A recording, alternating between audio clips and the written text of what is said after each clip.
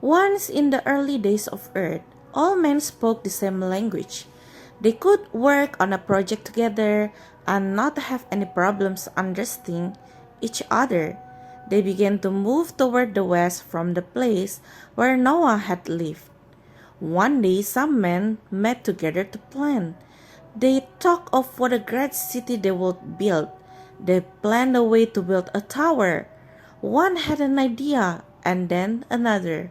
Soon they were all enthusiastically planning about the large, beautiful tower they would make. You know how it is when a few people get together and start bragging?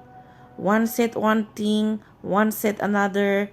We don't know all that they said, but the Bible states that they said, "Go to, let us build a city and a tower whose top may reach unto heaven, and let us make us a name, lest we be scattered abroad upon the face of the whole earth."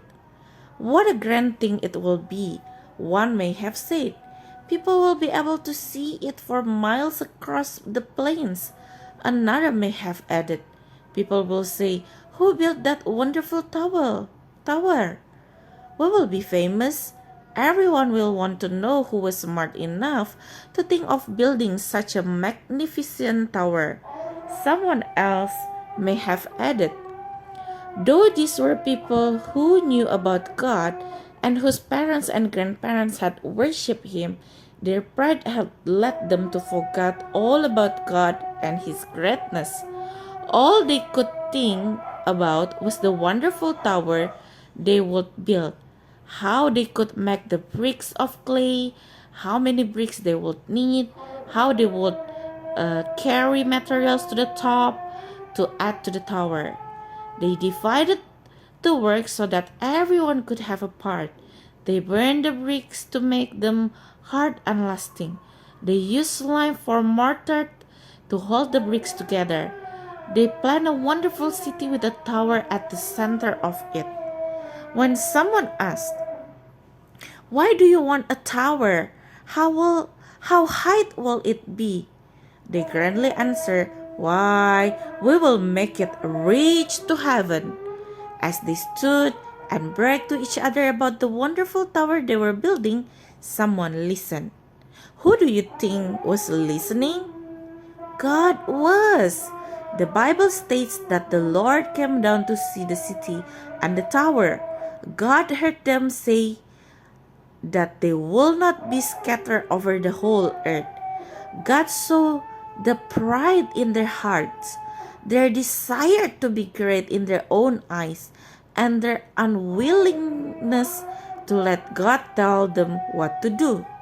God said, "Behold, the people is one, and they have all one language, and this they begin to do.